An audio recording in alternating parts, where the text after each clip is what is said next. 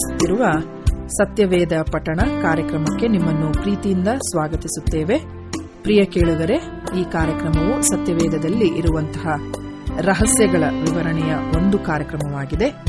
ಕೇಳಿರಿ, ಆಶೀರ್ವಾದ ಹೊಂದಿಕೊಳ್ಳಿರಿ.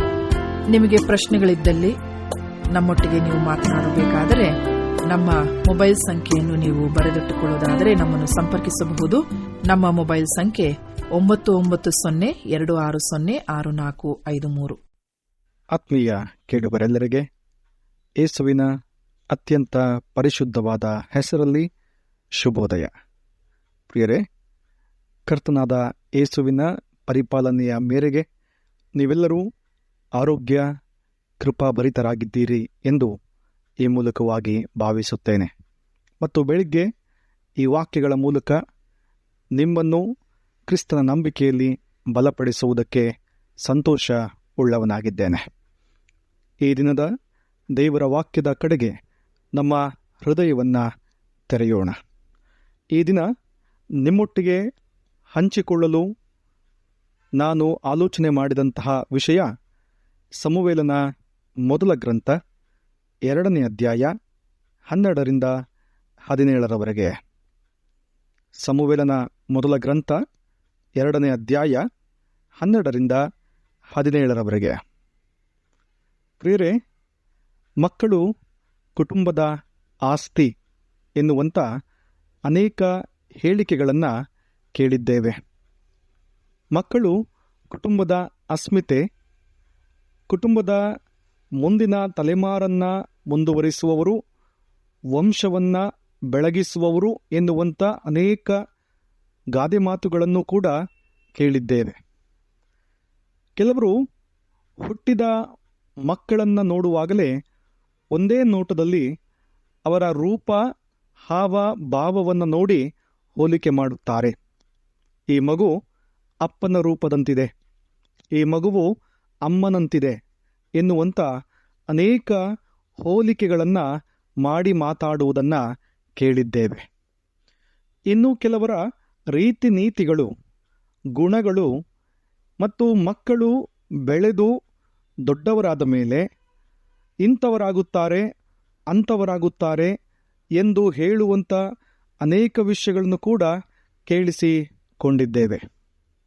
ಪ್ರಿಯರೇ, ಇನ್ನು ಅನೇಕರು ಈ ಮಕ್ಕಳನ್ನು ನೋಡುವಾಗ ಇವರು ಇಂಥವರಾದರೆ ಚೆಂದವಾಗಿರುತ್ತದೆ ಅಥವಾ ಈ ಸ್ಥಾನದಲ್ಲಿ ಇವರು ಇರಬೇಕು ಎಂಬುದಾಗಿ ಆಸೆ ಪಡುವಂಥದ್ದನ್ನು ಗುರುತಿಸಿಕೊಳ್ಳಬಹುದು.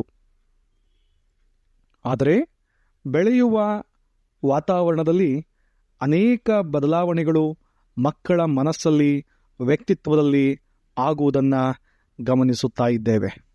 ಪ್ರಿಯರೇ, ಇಷ್ಟ ಕಡೆಗಳಲ್ಲಿ ನೋಡ್ತೇವೆ, ಪೊಲೀಸರ ಮಕ್ಕಳು ಕಳ್ಳರಾಗಿದ್ದಾರೆ.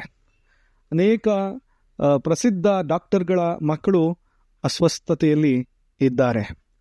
ಅನೇಕ ಶಿಕ್ಷಕಿಯರ ಮಕ್ಕಳು ಫೇಲ್ ಆಗಿದ್ದಾರೆ. ಅನೇಕ ಉನ್ನತ ಸ್ಥಾನದಲ್ಲಿರುವಂಥ ಮಕ್ಕಳೇ ಹಾದಿ ತಪ್ಪಿದ್ದಾರೆ. ಇದೆಲ್ಲವೂ ಸಹಜವಾಗಿ ಸಮಾಜದ ಜೀವನದಲ್ಲಿ ಕಂಡುಬರುವಂಥ ವಿವಿಧ ಅನುಭವ ಉದಾಹರಣೆಗಳು. ಇಂಥದೇ ಒಂದು ಘಟನೆಯನ್ನು ಈಗ ನಾವು ಧ್ಯಾನ ಮಾಡಲಿಕ್ಕಿದ್ದೇವೆ. ಅದು ಏಲಿ ಮತ್ತು ಅವನ ಮಕ್ಕಳ ಬಗ್ಗೆ. ಸೊಲೊಮೋನನು ಯೆರೂಸಲೇಮಿನಲ್ಲಿ ದೇವಾಲಯವನ್ನು ಕಟ್ಟುವುದಕ್ಕಿಂತ ಮುಂಚೆ ಶಿಲೋವಿನಲ್ಲಿದ್ದ ಗುಡಾರದಲ್ಲಿ ಸೇವೆಯನ್ನು ಮಾಡುತ್ತಿದ್ದಂಥವನು ಯಾಜಕನಾದ ಏಲಿ. ಪ್ರಿಯರೇ, ಏಲಿಯು ಒಬ್ಬ ಯಾಜಕನಾಗಿದ್ದ ಎಂಬುದನ್ನು ಸಮುವೇಲನ ಮೊದಲ ಗ್ರಂಥದ 1ನೇ ಅಧ್ಯಾಯದ 9ನೇ ವಚನ ತಿಳಿಸುತ್ತದೆ. ಇಷ್ಟು ಮಾತ್ರವಲ್ಲದೆ ಅವನು ಇಸ್ರಾಯೇಲರ ನ್ಯಾಯಸ್ಥಾಪಕನೂ ಆಗಿದ್ದ ಎನ್ನುವುದು ಗಮನಾರ್ಹವಾದಂಥ ವಿಷಯ. ಇದರ ಬಗ್ಗೆ ಸಮುವೇಲನ ಮೊದಲ ಪುಸ್ತಕದ 4ನೇ ಅಧ್ಯಾಯದ 18ನೇ ವಚನ ಸ್ಪಷ್ಟಪಡಿಸುತ್ತದೆ. ಮುಂದುವರೆದು, ಏಲಿಯು ಒಬ್ಬ ವಯಸ್ಸಾದಂಥ ದಿನ ತುಂಬಿದ ಮುದುಕನಾಗಿದ್ದ. 4ನೇ ಅಧ್ಯಾಯ 15ನೇ ವಚನ. ಇಂತಹ ಏಲಿ ಸಮುವೇಲನ ಹುಟ್ಟು ಬೆಳವಣಿಗೆಯಲ್ಲಿ ದೊಡ್ಡ ಪಾತ್ರವನ್ನು ವಹಿಸಿದ್ದ ಎಂಬುದಾಗಿ ನೋಡುತ್ತೇವೆ. ಸಮುವೇಲನ ಮೊದಲ ಪುಸ್ತಕದ 3ನೇ ಅಧ್ಯಾಯದಲ್ಲಿ ನಾವು ಗಮನಿಸಬಹುದು. ದೇವರು ಸಮುವೇಲನನ್ನ ಬಾಲಕನಾಗಿರುವಾಗಲೇ ಕರೆಯುವಾಗ ಏಲಿಯು ಒಂದು ವೇಳೆ ಯೆಹೋವನು ಮತ್ತೆ ನಿನ್ನನ್ನು ಕರೆದರೆ ಇಗೋ ಇದ್ದೇನೆ ಎಂಬುದಾಗಿ ಹೇಳು ಎನ್ನುತ್ತಾ ಬಾಲಕನಾದ ಸಮುವೇಲನಿಗೆ ದೇವರ ಧ್ವನಿಯನ್ನ ಗುರುತಿಸುವಂತ ಮಾರ್ಗದರ್ಶನ ಮಾಡಿದಂಥವನು ಏಲಿ ಎಂಬುದಾಗಿ ನೋಡಬಹುದು. ಇಷ್ಟೆಲ್ಲ ಹೊರತಾಗಿ ಪ್ರಿಯರೇ, ಈ ದಿನದ ಕೇಂದ್ರವಾದಂಥ ವಿಷಯ ಏನಂದರೆ, ಏಲಿ ತನ್ನ ಸ್ವಂತ ಮಕ್ಕಳ ಜವಾಬ್ದಾರಿಯಲ್ಲಿ ವಿಫಲನಾಗಿದ್ದ ಎನ್ನುವಂಥದ್ದು. ತನ್ನ ಸ್ವಂತ ಮಕ್ಕಳನ್ನು ದೇವರ ಭಯಭಕ್ತಿಯಲ್ಲಿ ಬೆಳೆಸುವಲ್ಲಿ ಆತನು ತಪ್ಪಿ ಹೋಗಿದ್ದ ಎನ್ನುವಂಥದ್ದು. ಏಲಿಯ ಮಕ್ಕಳು ನೈತಿಕವಾದ ಮೌಲ್ಯದ ದೇವರ ಮಾರ್ಗದಲ್ಲಿ, ನಿಯಮಗಳಲ್ಲಿ, ಆಜ್ಞೆಗಳಲ್ಲಿ ಜೀವಿಸುತ್ತಾ ಇರಲಿಲ್ಲ ಎನ್ನುವಂಥದ್ದನ್ನು ನಾವು ಕಂಡುಕೊಳ್ಳುತ್ತೇವೆ. ಕರ್ತನಲ್ಲಿ ಪ್ರೀತಿಯುಳ್ಳ ಕೇಳುಗರೆ, ತಂದೆ ತಾಯಿಗಳೇ, ಗಮನಿಸಿಕೊಳ್ಳೋಣ. ಏನಂದರೆ, ಸಮಾಜದಲ್ಲಿ ಇಂದು ನಾವು ನಾಯಕ ನಾಯಕಿಗಳು ಆಗಿದ್ದಿರಬಹುದು, ಅಥವಾ ಸಮಾಜದಲ್ಲಿ ದೊಡ್ಡ ಸ್ಥಾನಗಳಲ್ಲಿ ಇದ್ದಿರಬಹುದು. ಸಾವಿರಾರು ನೂರಾರು ಮಕ್ಕಳಿಗೆ ಪಾಠ ಮಾಡುವಂಥ ತಲಾಂತುಗಳು ನಮ್ಮಲ್ಲಿದ್ದಿರಬಹುದು. ಅನೇಕರಿಗೆ ಬುದ್ಧಿಮಾತನ್ನು ಹೇಳುವಂಥ ಪ್ರಯತ್ನಗಳನ್ನು ನಾವು ಮಾಡಿದ್ದಿರಬಹುದು. ಆದರೆ ನಮ್ಮ ಮನೆಯ ಜವಾಬ್ದಾರಿಯಲ್ಲಿ ನಾವು ಯಶಸ್ವಿಯಾಗಬೇಕಾದರೆ ಮೊದಲು ನಮ್ಮ ಕುಟುಂಬದ ಬಗ್ಗೆ ಕಾಳಜಿಯನ್ನು ವಹಿಸಬೇಕು. ನೋಡಿ, ಏಲಿ ದೇವಾಲಯದಲ್ಲಿ ಒಬ್ಬ ಶ್ರೇಷ್ಠ ಯಾಜಕನಾಗಿದ್ದ ಪ್ರಿಯರೇ. ದೇವರ ಸಂಬಂಧದಲ್ಲಿ, ದೇವರ ಭಯಭಕ್ತಿಯಲ್ಲಿ ಇದ್ದ. ಸಮುವೇಲನಂತ ಅದೆಷ್ಟೋ ಮಕ್ಕಳನ್ನು ದೇವರ ಅಧಿನಿಯಮಕ್ಕೆ ಒಳಪಡಿಸಿದ್ದಿರಬಹುದು. ಆದರೆ ತನ್ನ ಸ್ವಂತ ಮಕ್ಕಳ ವಿಷಯದಲ್ಲಿ ಆತನು ವಿಫಲನಾದ ಎಂಬುದಾಗಿ ನೋಡ್ತಾ ಇದ್ದೇವೆ. ಎಷ್ಟೋ ಕ್ರೈಸ್ತ ಕುಟುಂಬಗಳ ಪರಿಸ್ಥಿತಿ, ನಿಜ ಜೀವನ, ನೈಜ ಚಿತ್ರಣ ಇದು. ಏನಂದರೆ, ಹೊರಗಿನ ಪ್ರಪಂಚದಲ್ಲಿ ಸಾಕಷ್ಟು ರೀತಿಯ ಹೆಸರು ಮಾಡಿರುವಂಥವರು, ಕೀರ್ತಿ ಗಳಿಸಿರುವಂಥವರು, ತಮ್ಮ ಮನೆಯ ವಿಷಯದಲ್ಲಿ, ಮಕ್ಕಳ ವಿಷಯದಲ್ಲಿ ಕೈತಪ್ಪಿ ಹೋಗುವಂಥ ಪರಿಸ್ಥಿತಿಗಳನ್ನು ಅವರು ಅನುಭವ ಮಾಡಿರುತ್ತಾರೆ. ತಮ್ಮ ಮಕ್ಕಳನ್ನು ಬೆಳೆಸುವಂಥ ಜವಾಬ್ದಾರಿಗಳಲ್ಲಿ ಸೋತಿದ್ದಾರೆ. ಮಕ್ಕಳು ದಾರಿ ತಪ್ಪಲು ಎಲ್ಲೋ ಒಂದು ಕಡೆ ಇವರ ಕಾಳಜಿ ಇಲ್ಲದೆ ಇರುವಂಥದ್ದೇ ಕಾರಣ ಎಂಬುದಾಗಿ ನಾವು ನೋಡ್ತೇವೆ. ದೇವರ ವಾಕ್ಯ ಈ ಬೆಳಿಗ್ಗೆ ನಮಗೆ ಎಚ್ಚರಿಸ್ತದೆ. ಇಂಥ ಪರಿಸ್ಥಿತಿಗಳು ನಮ್ಮ ಕುಟುಂಬದಲ್ಲಿ ಇರುವುದಾದರೆ ನಾವು ಎಚ್ಚೆತ್ತುಕೊಳ್ಳೋಣ. ಪ್ರೇರೆ, ಏಲಿಯ ಮಕ್ಕಳು ಹೊಫ್ನಿ ಮತ್ತು ಫಿನೆಹಾಸ್. ಏಲಿ ತನ್ನ ತಂದೆ ಯಾಜಕನಾಗಿದ್ದರೂ ಯಾಜಕನ ಮಕ್ಕಳಾಗಿ ಪರಿಪಾಲಿಸಬೇಕಾದ ಕಠಿಣ ಮಾರ್ಗವನ್ನು ಅವರು ಅನುಸರಿಸಲಿಲ್ಲ. ತಂದೆಯ ಒಳ್ಳೆಯತನ ಮಕ್ಕಳಲ್ಲಿ ಕಂಡುಬರಲಿಲ್ಲ. ಪ್ರತಿನಿತ್ಯ ತಂದೆ ಗುಡಾರದಲ್ಲಿ ಮಾಡುತ್ತಿದ್ದ ಧಾರ್ಮಿಕ ಕಾರ್ಯಗಳು ಮತ್ತು ಅವುಗಳ ಅರ್ಥ, ಉದ್ದೇಶ, ಅವುಗಳಲ್ಲಿರಬೇಕಾದ ಪವಿತ್ರತೆಯನ್ನು ಅವರು ಗ್ರಹಿಸಿಕೊಳ್ಳಲಿಲ್ಲ ಎನ್ನುವಂಥದ್ದನ್ನು ನೋಡ್ತಾ ಇದ್ದೇವೆ. ತಂದೆ ಗುಡಾರದ ಸೇವೆಯಲ್ಲಿ ಆತ್ಮೀಕತೆಯನ್ನು ಮಕ್ಕಳಿಂದ ಎದುರು ನೋಡಿದರೆ, ಮಕ್ಕಳು ಮಾತ್ರ ಲೌಕಿಕತೆಯಲ್ಲಿ ಮಗ್ನರಾಗಿದ್ದರು ಎಂಬುದಾಗಿ ನಾವು ಓದುತ್ತಾ ಇದ್ದೇವೆ. ಕರ್ತನಲ್ಲಿ ಪ್ರೀತಿಯುಳ್ಳ ಸಹೋದರ ಸಹೋದರಿ, ದೇವರ ವಾಕ್ಯ 2ನೇ ಅಧ್ಯಾಯದ ವಚನ 1ರಲ್ಲಿ ನಾವು ಗಮನಿಸಬಹುದು. ಒಂದು ಕಡೆಯಲ್ಲಿ ಸಮುವೇಲನನ್ನ ಹೆತ್ತಂತ ಹನ್ನಳು ದೇವರಿಗೆ ವಿಜ್ಞಾಪನೆಯನ್ನು ಸಲ್ಲಿಸಿದರೆ, ಇತ್ತ ಯಾಜಕನಾಗಿದ್ದಂಥ ಏಲಿ ದೇವರಿಗೆ ತನ್ನ ಮಕ್ಕಳನ್ನು ಸಮರ್ಪಣೆ ಮಾಡುವಲ್ಲಿ ವಿಫಲನಾದ. 2:12 ಹೇಳುತ್ತದೆ, ಏಲಿಯ ಮಕ್ಕಳು ಬಹು ದುಷ್ಟರಾಗಿದ್ದರು, ಅವರು ಯೆಹೋವನನ್ನು ಲಕ್ಷಿಸುತ್ತಿರಲಿಲ್ಲ. ಬಹಳ ನೇರವಾಗಿ ದೇವರ ವಾಕ್ಯ ಅವರ ವ್ಯಕ್ತಿತ್ವವನ್ನು ಖಂಡಿಸ್ತದೆ. ದೇವರ ದೃಷ್ಟಿಯಲ್ಲಿ ಅವರು ದುಷ್ಟರಾಗಿದ್ದರು. ದೇವರ ಮಾರ್ಗವನ್ನು, ದೇವರನ್ನು ಅವರು ಲಕ್ಷ್ಯಕ್ಕೆ ತೆಗೆದುಕೊಳ್ಳುತ್ತಾ ಇರಲಿಲ್ಲ. ಲೌಕಿಕತೆಯಲ್ಲಿ ಮಗ್ನರಾಗಿದ್ದರು ಎಂಬುದಾಗಿ ನೋಡ್ತಾ ಇದ್ದೇವೆ. ಪ್ರೀತಿಯುಳ್ಳ ತಂದೆ ತಾಯಿಗಳೇ, ಹಿರಿಯರೇ, ಸಭೆಯವರೇ, ಈ ವಾಕ್ಯಗಳನ್ನು ಗಮನಿಸುತ್ತಿರುವಾಗ ಎರಡನೇದಾಗಿ ಇದರಿಂದ ಸಿಕ್ಕುವಂಥ ಸಂದೇಶ, ಆತ್ಮಾವಲೋಕನ ಮಾಡಿಕೊಳ್ಳುವ ವಿಷಯ ಏನೆಂದರೆ, ನಮ್ಮ ಮಕ್ಕಳು ಲೌಕಿಕತೆಯಲ್ಲಿ ತೊಡಗಿದ್ದಾರೋ, ನಮ್ಮ ಮಕ್ಕಳು ದಾರಿ ತಪ್ಪಿದ್ದಾರೋ, ನಮ್ಮ ಮಕ್ಕಳಲ್ಲಿ ದೇವರ ಭಯಭಕ್ತಿ ಕಡಿಮೆಯಾಗಿದೆಯೋ, ನಮ್ಮ ಮಕ್ಕಳು ಪ್ರಾರ್ಥನೆ ಮಾಡುತ್ತಾ ಇಲ್ಲವೋ, ನಮ್ಮ ಮಕ್ಕಳು ಹಾದಿ ತಪ್ಪಿ ಬೇಡವಾದಂಥ ಸಂಗತಿಗಳಲ್ಲಿ ಗುರುತಿಸಿಕೊಳ್ಳುತ್ತಾ ಇದ್ದಾರೋ ನಮ್ಮನ್ನ ಪರೀಕ್ಷೆ ಮಾಡಿಕೊಳ್ಳೋಣ. ಹೊಫ್ನಿ ಮತ್ತು ಫಿನೆಹಾಸ್ ಎನ್ನುವಂಥ ಏಲಿಯ ಮಕ್ಕಳ ವ್ಯಕ್ತಿತ್ವಗಳು ಇಂದು ನಮ್ಮ ಮಕ್ಕಳಲ್ಲಿ ಮನೆ ಮಾಡಿಕೊಂಡಿದೆಯೋ? ಹೊಫ್ನಿ ಮತ್ತು ಫಿನೆಹಾಸ್ ಎನ್ನುವಂಥ ಏಲಿಯ ಮಕ್ಕಳ ದುಷ್ಟತ್ವಕ್ಕೆ ಇಂದು ನಮ್ಮ ಮಕ್ಕಳು ಸಮಾನರಾಗಿದ್ದಾರೋ? ನಮ್ಮನ್ನ ಪರೀಕ್ಷೆ ಮಾಡಿಕೊಳ್ಳೋಣ ಪ್ರಿಯರೇ. ಒಂದು ವೇಳೆ ಆ ಪರಿಸ್ಥಿತಿಗಳು ನಿಮ್ಮ ಕುಟುಂಬಗಳಲ್ಲಿರುವುದಾದರೆ ದೇವರ ವಾಕ್ಯ ನಿಮ್ಮನ್ನ ಎಚ್ಚರಿಸ್ತಾ ಇದೆ. ದೇವರ ವಾಕ್ಯ ನಿಮ್ಮನ್ನ ಪ್ರೇರೇಪಣೆ ಮಾಡ್ತಾ ಇದೆ. ಏನಂದ್ರೆ, ಮಕ್ಕಳನ್ನ ದೇವರ ಭಯಭಕ್ತಿಯಲ್ಲಿ ಬೆಳೆಸಿ, ಬಾಲ್ಯ ಪ್ರಾಯದಲ್ಲಿಯ ಮಕ್ಕಳು ಕರ್ತನ ಭಯಭಕ್ತಿಗೆ ಒಳಗಾಗಿ ಪ್ರತಿಫಲವನ್ನು ಕೊಡುವಂಥ ಮರಗಳಾಗಿ ಬೆಳೆಯುವಂತೆ ನೀವು ಅವರ ಕಡೆಗೆ ದೈವಿಕ ಕಾಳಜಿಯನ್ನ ವಹಿಸಬೇಕಾಗಿದೆ. ಮುಂದುವರೆದು ನೋಡೋಣ. ಹೊಫ್ನಿ ಮತ್ತು ಫಿನೆಹಾಸ್ ದೇವರಿಗೆ ಯಜ್ಞವನ್ನ ಅರ್ಪಿಸುವಾಗ ಅಪವಿತ್ರತೆಯನ್ನ ಮಾಡುತ್ತಾ ಇದ್ರು ಎಂಬುದಾಗಿ ದೇವರ ವಾಕ್ಯ ಆರೋಪವನ್ನ ಮಾಡ್ತದೆ ಪ್ರಿಯರೇ. ನೋಡಿ, ದೇವರಿಗೆ ಸಮರ್ಪಣೆ ಮಾಡಬೇಕಾದ ಯಜ್ಞ ಪವಿತ್ರವಾದದ್ದು. ಅದು ಜನರು ಹೊತ್ತಂತ ಹರಕೆಗಳನ್ನು ತೀರಿಸುವಂಥದ್ದಾಗಿತ್ತು. ಜನರ ಪಾಪದ ಭಾರವನ್ನ ಇಳಿಸುವಂಥದ್ದಾಗಿತ್ತು. ಮೋಶೆಯ ಧರ್ಮಶಾಸ್ತ್ರದ ಪ್ರಕಾರ ಮೊದಲು ದೇವರಿಗೆ ಯಜ್ಞವನ್ನು ಸಮರ್ಪಿಸಬೇಕು. ಅದರಲ್ಲಿ ಸ್ವಲ್ಪ ಭಾಗ ದೇವರಿಗೆ, ಇನ್ನೂ ಸ್ವಲ್ಪ ಭಾಗ ಯಾಜಕನಿಗೆ ಮೀಸಲಿರಿಸಬೇಕಾಗಿತ್ತು.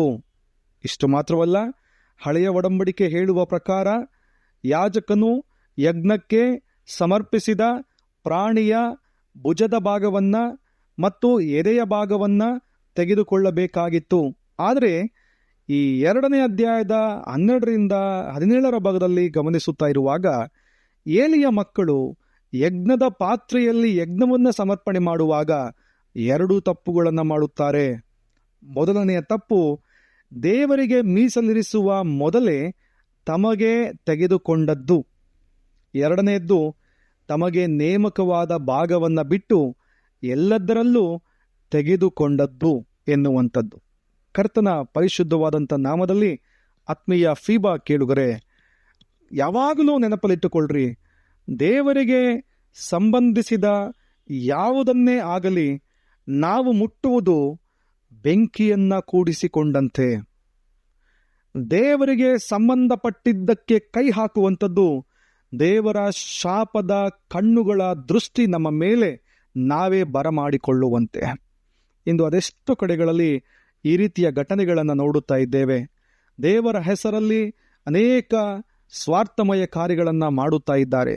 ದೇವರ ಕಾಣಿಕೆಯ ಅನೇಕ ವಿಷಯಗಳಿಗೆ ಸಂಬಂಧಪಟ್ಟಂತೆ ಭ್ರಷ್ಟಾಚಾರಗಳನ್ನು ಮಾಡುತ್ತಾ ಇದ್ದಾರೆ. ದೇವರ ಕಡೆಗೆ ಭಯಭಕ್ತಿ ಇಲ್ಲ. ದೇವರ ಪವಿತ್ರವಾದಂಥ ಸೇವೆಯನ್ನ ಬಹಳ ಲಘುವಾಗಿ ತೆಗೆದುಕೊಂಡಿರುವಂಥ ಅನೇಕ ಸೇವಕರುಗಳಿದ್ದಾರೆ, ಅನೇಕ ನಾಯಕರುಗಳಿದ್ದಾರೆ. ಇವೆಲ್ಲದರ ಕಡೆಗೆ ದೇವರು ಖಂಡಿತವಾಗಿ ಲೆಕ್ಕವನ್ನ ತೀರಿಸುತ್ತಾನೆ ಪ್ರಿಯರೇ. ದೇವರಿಗೆ ಸಂಬಂಧಪಟ್ಟಂಥ ಯಾವುದೇ ಆಗಿರಲಿ, ಅದು ಆಸ್ತಿ ಆಗಿರಬಹುದು, ಭೂಮಿ ಆಗಿರಬಹುದು, ಕಾಣಿಕೆ ಆಗಿದ್ದಿರಬಹುದು, ವಸ್ತುಗಳಾಗಿದ್ದಿರಬಹುದು, ಇವೆಲ್ಲವುಗಳನ್ನು ಬಹಳ ಜಾಗೃತಿಯಿಂದ ನಾವು ಜವಾಬ್ದಾರಿಗಳನ್ನು ತೆಗೆದುಕೊಂಡಾಗ ನಿರ್ವಹಿಸಬೇಕು. ಒಂದು ವೇಳೆ ಆ ಜವಾಬ್ದಾರಿಗಳಲ್ಲಿ ನಾವು ನಮ್ಮನ್ನು ಮಲಿನಪಡಿಸಿಕೊಂಡರೆ ಅಥವಾ ನಮ್ಮ ಸ್ವಂತ ಕಾರ್ಯಕ್ಕಾಗಿ ದುರುಪಯೋಗಪಡಿಸಿಕೊಂಡ್ರೆ ಖಂಡಿತವಾಗಿ ದೇವರು ಬೆಲೆ ತೆತ್ತುವಂತೆ, ದಂಡ ತೆರುವಂತೆ ನಮಗೆ ಮಾಡುತ್ತಾನೆ ಪ್ರಿಯರೇ. ದೇವರ ಶಾಪ ನಮ್ಮ ಮೇಲೆ ಖಂಡಿತವಾಗಿ ಬರುವಂಥದ್ದಾಗಿದೆ. ನೋಡ್ರಿ, ದೇವರಿಗೆ ಸಂಬಂಧಿಸಿದಂತಹ ಈ ಮಾಂಸದ ಪಾತ್ರೆಯಲ್ಲಿ ಅಪವಿತ್ರ ಮಾಡಿದಂತಹ ಹೊಫ್ನಿ ಮತ್ತು ಫಿನೆಹಾಸ್ ದೇವರ ಶಿಕ್ಷೆಗೆ ಅದು ಪಾತ್ರರಾದರು ಎಂಬುದಾಗಿ ನೋಡ್ತಾ ಇದ್ದೇವೆ. ಕಾಣಿಕೆಯಾಗಿರಲಿ, ಆಲಯದ ವಸ್ತುಗಳಾಗಿರಲಿ, ಆಲಯಕ್ಕೆ ಸಂಬಂಧಪಟ್ಟಂಥವುಗಳಾಗಿರಲಿ, ಸುಳ್ಳು ಪತ್ರಗಳನ್ನು ಮಾಡಿಸಿ ದೇವರ ಆಲಯದ ಆಸ್ತಿಗಳನ್ನು ಮಾರಾಟ ಮಾಡುವಂಥದ್ದಾಗಲಿ, ಇದೆಲ್ಲವೂ ಕೂಡ ದೇವರ ಮುಂದೆ ಖಂಡನೀಯವಾಗಿದೆ. ಗಲಾತ್ಯದವರಿಗೆ ಬರೆದ ಪತ್ರಿಕೆ 6ನೇ ಅಧ್ಯಾಯ 7ನೇ ವಚನ ಹೇಳ್ತದೆ, ದೇವರು ತಿರಸ್ಕಾರ ಸಹಿಸುವವನಲ್ಲ. ದೇವರು ತಿರಸ್ಕಾರ ಸಹಿಸುವವನಲ್ಲ. ಹಾಗಾಗಿ ಎಚ್ಚರಿಕೆಯಿಂದ ಹೆಜ್ಜೆಯನ್ನ ಹಾಕಬೇಕು. ಪ್ರಿಯರೇ, 15ನೇ ವಚನ ಹೇಳ್ತದೆ, ಕೊಬ್ಬನ್ನು ಹೋಮ ಮಾಡುವುದಕ್ಕಿಂತ ಮುಂಚೆಯೇ ಮಾಂಸವನ್ನ ಏಲಿಯ ಮಕ್ಕಳು ತೆಗೆದುಕೊಳ್ಳುತ್ತಿದ್ದರು ಎಂಬುದಾಗಿ. ನೋಡ್ರಿ, ದೇವರಿಗೆ ಸಮರ್ಪಣೆ ಮಾಡುವುದರಲ್ಲಿ ಕೊಬ್ಬನ್ನು ಬೇರ್ಪಡಿಸುವ ಅವರ ಕಾರ್ಯ ದುಷ್ಟ ಆಲೋಚನೆಗಳಿಂದ ಕೂಡಿತ್ತು. ಒಂದು ಪ್ರಾಣಿಯಲ್ಲಿ ಕೊಬ್ಬು ಎಂಬುದು ಉತ್ತಮವಾದಂಥ ಭಾಗ. ಅದನ್ನು ಬೇರ್ಪಡಿಸುವುದು ಸ್ವಾರ್ಥದ ಆಲೋಚನೆಗಳಿಂದ ಕೂಡಿತ್ತು. ದೇವರಿಗೆ ಉತ್ತಮವಾದ ಭಾಗವನ್ನು ಕೊಡಬೇಕಾದಂಥ ಹೊಫ್ನಿ ಮತ್ತು ಫಿನೆಹಾಸ್ ಆ ಭಾಗವನ್ನು ತಮ್ಮ ಅನುಭೋಗಕ್ಕಾಗಿ ತೆಗೆದುಕೊಂಡದ್ದು ದೇವರ ದೃಷ್ಟಿಯಲ್ಲಿ ಶಾಪ, ಕೋಪವನ್ನು ತರುವಂಥದ್ದಾಗಿತ್ತು. ಈ ಕಾರ್ಯದ ಹಿಂದೆ ಇರುವಂಥ ಆಲೋಚನೆ ಏನಂದರೆ, ದೇವರಿಗೆ ಕೊಡುವಾಗ ಉತ್ತಮವಾಗಿರುವುದನ್ನು ಕೊಡಬೇಕು ಎಂಬುದಾಗಿ ನಾವು ನೋಡುತ್ತಾ ಇದ್ದೇವೆ. ಹಳೆಯ ಒಡಂಬಡಿಕೆಯ ಆದಿಕಾಂಡ ಪುಸ್ತಕದಲ್ಲಿ ನೋಡ್ತೇವೆ, ಕಾಯಿನ ಮತ್ತು ಹೇಬೇಲನ ಕೊಡುವಿಕೆಯಲ್ಲಿ ದೇವರು ಯಾರ ಕಾಣಿಕೆಯನ್ನು ಕೊಟ್ಟನು ಅಥವಾ ಮೆಚ್ಚಿಕೊಂಡನು ಎನ್ನುವಂಥ ವಿಷಯಗಳು, ಅಥವಾ ದೇವರು ಯಾಕೆ ಕಾಯಿನನ ಕಾಣಿಕೆಯನ್ನು ಮೆಚ್ಚಿಕೊಳ್ಳಲಿಲ್ಲ ಎನ್ನುವಂಥ ಸಂಗತಿಗಳನ್ನು ನಾವು ನೋಡುತ್ತೇವೆ. ಪ್ರಿಯರೇ, ಗಮನಾರ್ಹ ವಿಚಾರ ಏನಂದರೆ, ಕಾಯಿನನ ಕಾಣಿಕೆಯನ್ನು ತಿರಸ್ಕಾರ ಮಾಡುವುದಕ್ಕೆ ಕಾರಣ ಏನಂದರೆ, ಕಾಯಿನನು ಉತ್ತಮವಾದ ಕಾಣಿಕೆಯನ್ನು ಕೊಡಲಿಲ್ಲ ಎನ್ನುವುದಕ್ಕಿಂತ ಕೊಡುವಾಗ ಕಾಯಿನನ ಮನಸ್ಸು ದೇವರಿಗೆ ಮೆಚ್ಚುಗೆಯಾಗಲಿಲ್ಲ ಎನ್ನುವಂಥದ್ದು. ಹಾಗಾಗಿ ದೇವರಿಗೆ ಕೊಡುವಾಗ ನಾವು ಉತ್ತಮವಾದ, ಬಹಳ ಬೆಲೆ ಬಾಳುವಂಥ, ದೇವರಿಗೆ ಮೀಸಲಿರಿಸುವಂಥ ಯಜ್ಞವಾಗಿ ಕೊಡಬೇಕಾಗಿದೆ. ಅದಕ್ಕೆ ನಾವು ನೋಡ್ತೇವೆ ರೋಮಾಪುರದವರಿಗೆ ಬರೆದಂಥ ಪತ್ರಿಕೆಯಲ್ಲಿ, ನೀವು ದೇವರಿಗೆ ನಿಮ್ಮ ಕಾಣಿಕೆಗಳನ್ನು ಕೊಡುವಾಗ ಮೀಸಲಿರಿಸುವ ಸಜೀವ ಯಜ್ಞವಾಗಿ ಒಪ್ಪಿಸಿಕೊಡಿರಿ. ಇದೇ ನಿಮ್ಮ ವಿವೇಕಪೂರ್ವಕವಾದ ಕಾಣಿಕೆ, ಆರಾಧನೆ ಎಂಬುದಾಗಿ ಪೌಲನು ಬರೆಯುವಾಗ ಹೇಳುತ್ತಾನೆ. ಪ್ರಿಯರೇ, ಹಾಗಾಗಿ ಆ ದೇವರಿಗೆ ಕೊಡುವಾಗ ಉತ್ತಮವಾದುದನ್ನು ಕೊಡಬೇಕಾದಂಥ ಹಂಗಿನಲ್ಲಿ ನಾವಿದ್ದೇವೆ. ಬ್ಯಾಪ್ಟಿಸ್ಟ್ ಮಿಷನರಿ ಆಗಿರುವಂಥ ವಿಲಿಯಂ ಕೇರಿರವರು ಈ ಕೊಡುವಿಕೆಯ ಬಗ್ಗೆ ಈ ರೀತಿಯಾಗಿ ಹೇಳ್ತಾರೆ, ದೇವರಿಂದ ಉತ್ತಮವಾದಂಥ ವಿಷಯಗಳನ್ನು ನಿರೀಕ್ಷೆ ಮಾಡಿರಿ, ದೇವರಿಗೋಸ್ಕರ ಉತ್ತಮವಾದ ಮಹತ್ತರವಾದಂಥ ಕಾರ್ಯಗಳನ್ನು ಮಾಡಿರಿ ಎಂಬುದಾಗಿ. Expect great things from god, attempt great things for god ಎಂಬುದಾಗಿ. ಪ್ರೀತಿಯುಳ್ಳ ಸಹೋದರ ಸಹೋದರಿ, ಈ ಬೆಳಗಿನ ಸಮಯ ಈ ದೇವರ ವಾಕ್ಯಗಳನ್ನು ಗಮನಿಸುತ್ತಿರುವಾಗ ಈ ವಿಷಯಗಳನ್ನು ಮನಸ್ಸಿಗೆ ತಂದುಕೊಳ್ಳ್ರಿ. ಏನಂದರೆ, ಏಲಿಯ ಮಕ್ಕಳು ಅಂದು ಮಾಡಿದಂಥ ದುಷ್ಟತ್ವ ಕಾರ್ಯ ದೇವರ ದೃಷ್ಟಿಯಲ್ಲಿ ಅವರಿಗೆ ಶಾಪವನ್ನು, ಕೋಪವನ್ನು ತರುವಂಥದ್ದಾಗಿತ್ತು ಎಂಬುದಾಗಿ ನಾವು ಕಂಡುಕೊಳ್ಳಬೇಕಾಗಿದೆ. ಹಾಗಾಗಿ ನಾವು ನೋಡ್ತೇವೆ, ವಾಕ್ಯ ಭಾಗ 2ನೇ ಅಧ್ಯಾಯದ 23ನೇ ವಚನ, 24 ಮತ್ತು 25ನೇ ವಚನವನ್ನು ನಾನು ಓದುವುದಕ್ಕೆ ಇಷ್ಟಪಡ್ತೇನೆ.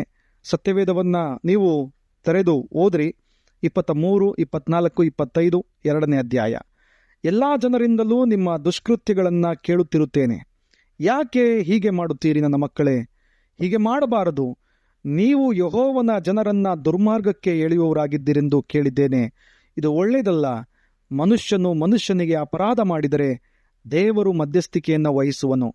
ಮನುಷ್ಯನು ಯೆಹೋವನಿಗೆ ಅಪರಾಧ ಮಾಡಿದರೆ ವಹಿಸುವವರಾರು ಎಂದು ಏಲಿ ತನ್ನ ಮಕ್ಕಳಿಗೆ ಎಚ್ಚರಿಸಿದರು. ಅವರು ತಮ್ಮ ತಂದೆಯ ಮಾತಿಗೆ ಕಿವಿಗೊಡಲಿಲ್ಲ. ಯೆಹೋವನು ಅವರನ್ನು ಸಾಯಿಸಬೇಕೆಂದಿದ್ದನಷ್ಟೇ ಎಂಬುದಾಗಿ ಬರೆಯಲ್ಪಟ್ಟಿದೆ. ಅವರ ಸಾವನ್ನು ಅವರೇ ತೆಗೆದುಕೊಂಡರು. ಪ್ರಿಯರೇ, ಕಡೆಯದಾಗಿ 3 ವಿಷಯಗಳನ್ನು ಹೇಳಿ ಈ ಪ್ರಸ್ತಾಪವನ್ನು ಮುಗಿಸ್ತೇನೆ. ಈ ಸಮುವೇಲನ ಜೀವನ ಚರಿತ್ರೆ ಮತ್ತು ಏಲಿಯ ಮಕ್ಕಳ ಜೀವನವನ್ನು ಗಮನಿಸುತ್ತಿರುವಾಗ ಈ 3 ವಿಷಯಗಳನ್ನು ನಿಮ್ಮ ಕುಟುಂಬಕ್ಕೆ ಅನ್ವಯ ಮಾಡಿಕೊಳ್ಳ್ರಿ.